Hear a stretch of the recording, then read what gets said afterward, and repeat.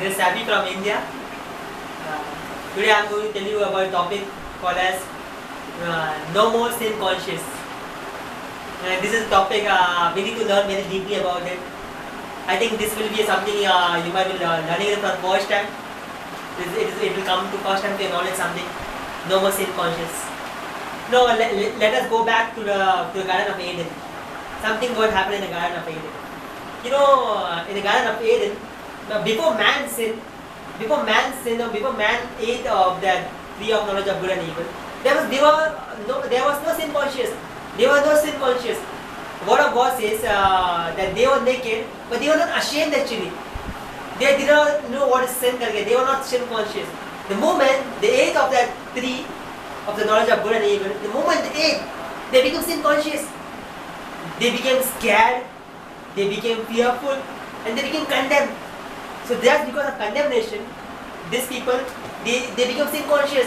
When God came in front of them, they were sin conscious. Before, whenever God is come to meet them, they were not sin conscious. But the moment they ate of that wrong tree, they became sin conscious. They started to think we have done something wrong. They started to blame each other. Before that, they were not blaming. Before that, the word of God says that they were naked, but they were not ashamed. They were in the presence of God. They were not ashamed before that. The moment they sinned, the moment they sinned, they got conscious that they have done something wrong. The moment they knew that they have done something wrong, they were condemned actually inside. Now, let me give you a good start by saying a story, a real story which I think it happened in some not in India but some other country. There was a guy who rode very rashly on the streets. But this guy always used to ride very rashly on the streets on his bike. So what happened in a mist when one day he was riding very rashly, he dashed a very small boy who was of age of something 8 or 9 age. So this man knew that he did it purposely. He tried all his best to take him to the hospital, but by the time he took him to the hospital, this child was dead. So this man now he knew that now he has to pay the price for it because he has done something wrong. Now the police are behind him and they have caught him. And just because of all these things, the parents of the child they say they file a case against this guy and they say that we want something $1.5 million from this person just because for the life of their child. But this guy says, how can I give 1.5 million? But they say that we want you to give them 1.5 million. It's very important to give them 1.5 million. So this guy tries to collect money, saying, okay, I'll try my best to collect money.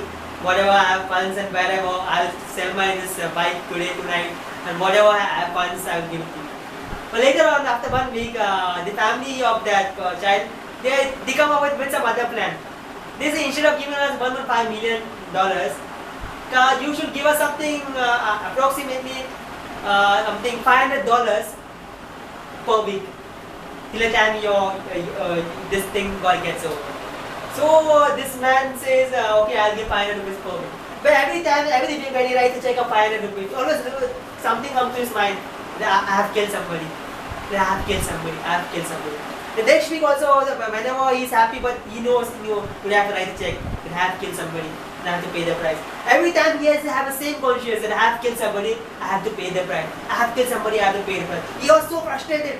He came and told this guy, let me at least get me killed because I can't bear this thing. At least you take the money at full at one time, but I can't give you in installments all this thing. Because whenever I think about this thing, I always feel that I have done something wrong. This guy says for his family, if you want, you take my life, but don't put me in this thing.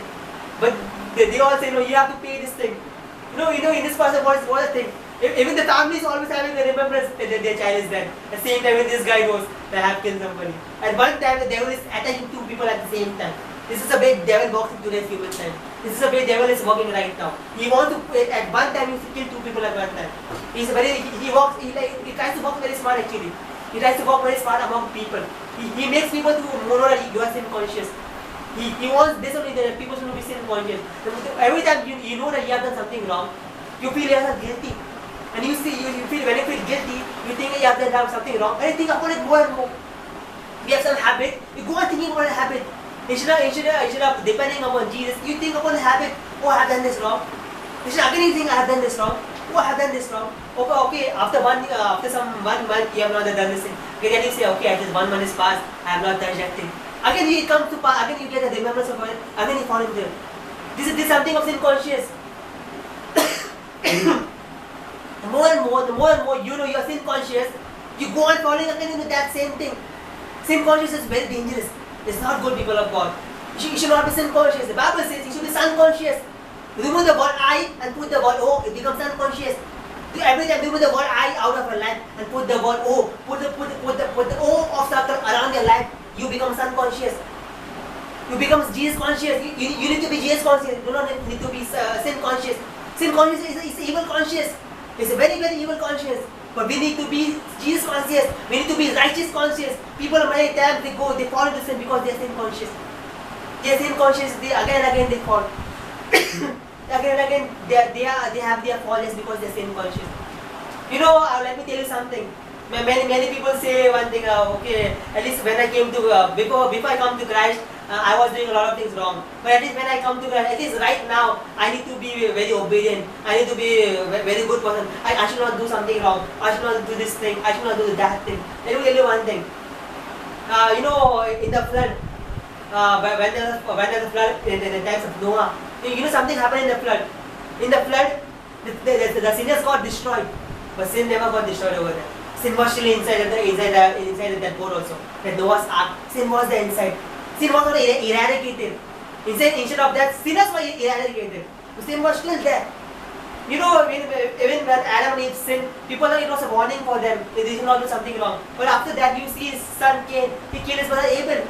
Many times we have this thing. We should not do this thing. We should not do that thing. The more you think upon this thing, I should not do this thing.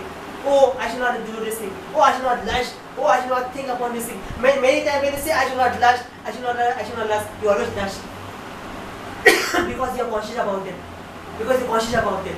If you are not conscious about it, you won't do that thing. I'll give an example. If you give me an assignment and you tell me within 3 hours you need to complete this thing. So within 3 hours I will just be concentrating on that thing. I won't concentrate on something else. But if you give me an assignment which will only make 5 minutes and you should